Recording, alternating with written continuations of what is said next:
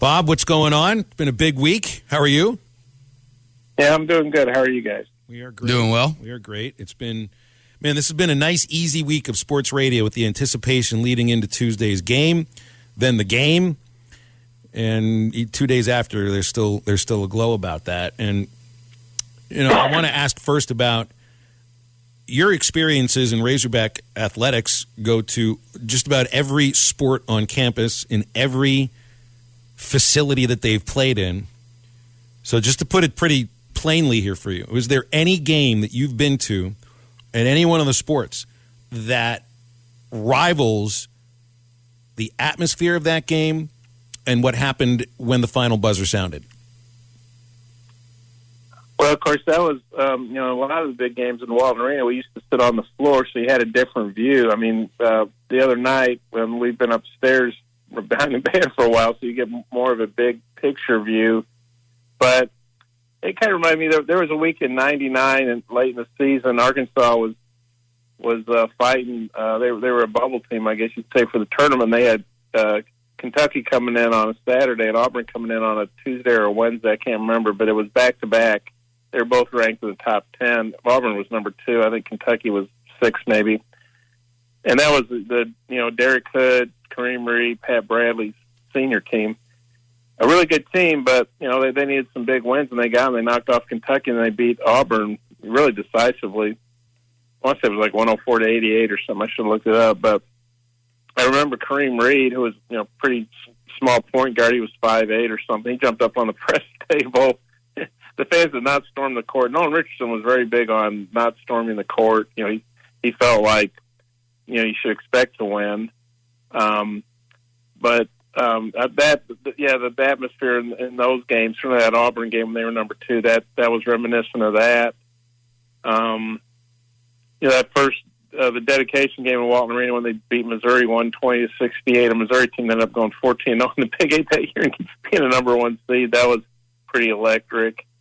But yeah, certainly that was a wild scene the other night, and really, it harkened back to the heyday of the '90s when the arena was new and Arkansas basketball was really its apex. With Corliss Williamson, Scotty Thurman, Corey Beck, with all those guys, and then going back to the early part of the decade with Todd Daly, Mayberry, Oliver Miller. Of course, those guys played in Barnhill, but that was kind of the feeling that it kind of had that '90s feel to it.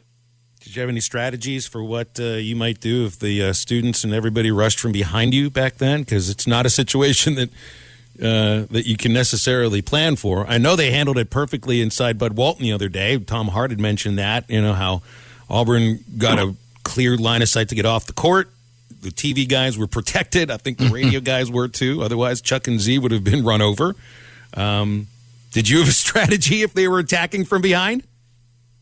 Well, it was funny. There was about a minute left in overtime and kind of felt some students running behind. The way it is a press row, but you literally have a row of seats, and then there's space behind that, and then, it's like, you go up to like a terrace.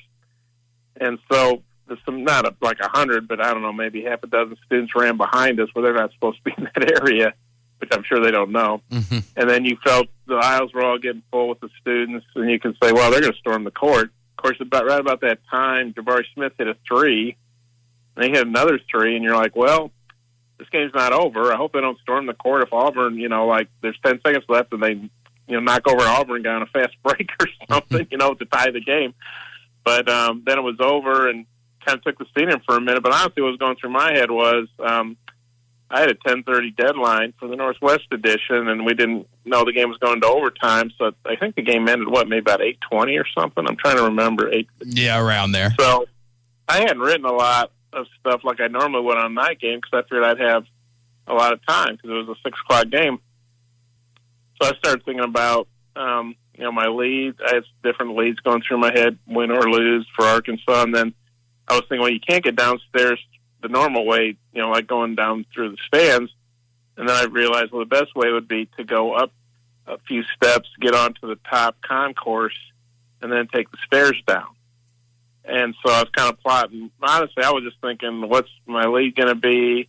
I got to get my game sketch done. Can I get that done before the interviews start? How long will it take the players and coaches to get into the interview room? I mean, I'm in work, thought mode. So, yeah, I went back upstairs and cut back down, got in the workroom. I didn't work in the workroom because I didn't know when the interview guys were going to come to the interview room. So I set up a chair and wrote on the chair. I mean, I'm not one of these guys that can juggle a laptop on my lap. I guess it's supposed to be a laptop. And so I was writing and I got my game sketch filed and all that. And then the players came in, and they was like they'd been through the ringer. It was Jalen Williams and J.D. Notte. They were happy, but they looked exhausted, understandably. And so that was, I guess that was kind of my post game. I was in work mode. Yeah, Bob, that's the kind of the route that me and Ty had to take. We were about, I think, two levels right there above you. There in the media section, had to go out, down, and a little bit different of a route than I'm used to taking it at Bud Walton. And now that Arkansas got the big win at home against number 1 Auburn, the big conversation today, and I think even a little bit yesterday, has been, where is this team going to fall in the rankings? Because you even heard Eric Musselman in his post-game conference talk about how he felt like they had been disrespected by the national viewers and that they knew that the eyes of the nation would be on this game, and he made sure to clarify, but it won't be for Arkansas. It'd be to watch Auburn. I saw that last week this week you had them at number 18 in your poll. Where are you going to – have you thought about where you're going to put them for next Monday's poll, and where do you think they'll ultimately end up? I think I had them at 23, unless I screwed that up. But I'd rank them 25th the week before and 23. Okay, maybe I was looking at somebody else's poll. I might have messed something up too. Well, a lot depends on what happens at Alabama on Saturday. I think Arkansas definitely is a top 25 team, win or lose at Tuscaloosa. So I would put them. I'd keep them in my poll, but obviously I'd put them higher if they go to Tuscaloosa and win. That's going to be a very tough game. Alabama's been kind of a Jekyll and Hyde team, but they had a good win at Ole Miss last night. They won, I think, 97-83, and they hit a bunch of, they lost Kentucky by 11. Then they're on Saturday, and Kentucky's playing really, really well. Hell, they may be number 1. I don't think Gonzaga's going to get upset, but Kentucky's going to be 2 or 3, and could be number 1 if somebody upsets Gonzaga, which I doubt, but you never know. Alabama's, they've beaten Baylor at home. They've beaten Houston at home. They went to Seattle and beat Gonzaga, but they've also lost at Georgia, at Missouri. That they got swept by Auburn, which, of course, there's no disgrace in that. But Alabama's been a pretty unpredictable team. It was, because against Kentucky, they were 3 of 30 on threes. And against Ole Miss, I think they hit 14 of 22 or something. I mean, they were on fire. So you're not really sure what Alabama team you're going to get, but I think they'll be ready for Arkansas. It's an 11 a.m. tip, which is kind of weird. So maybe their crowd won't be into it. People won't be awake or whatever. But I think Arkansas will be back in the top 25 based on that Auburn win. But then how high?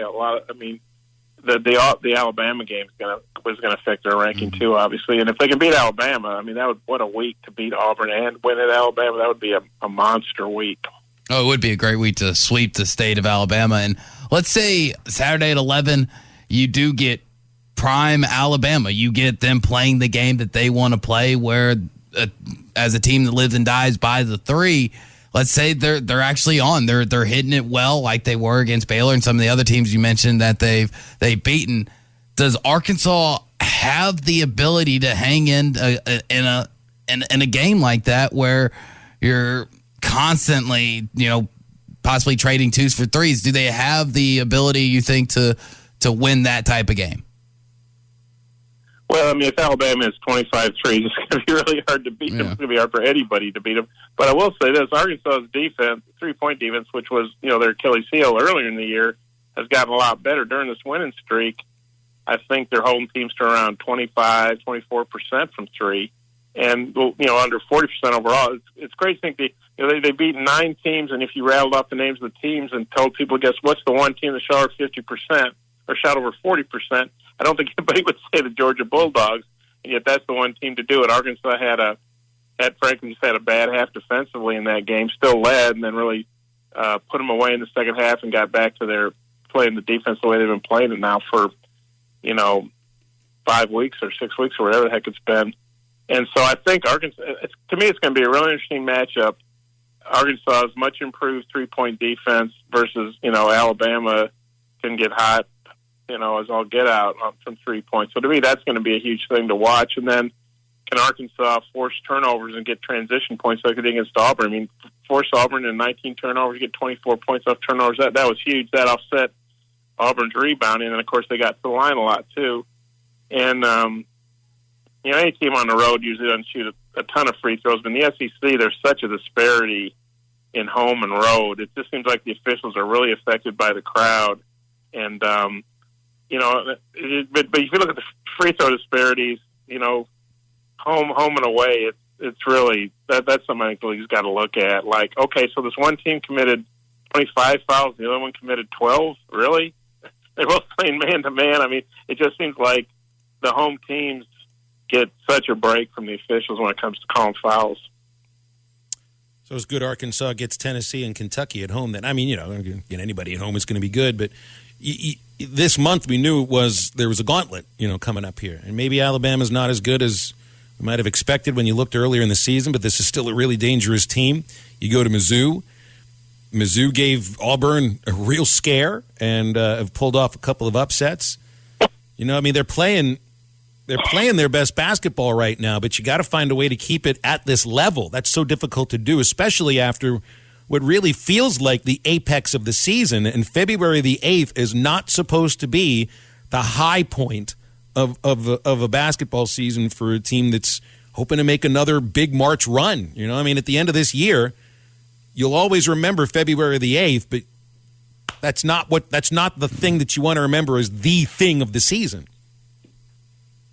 Yeah, I mean, you always worry about a letdown when a team's had such a massive victory. I mean, not just beating number one, but beating them in overtime, the crowd rush in the court. I mean, I think Arkansas is fortunate that the game was on Tuesday night instead of Wednesday. Alabama played Wednesday, of course, on the road at Ole Miss.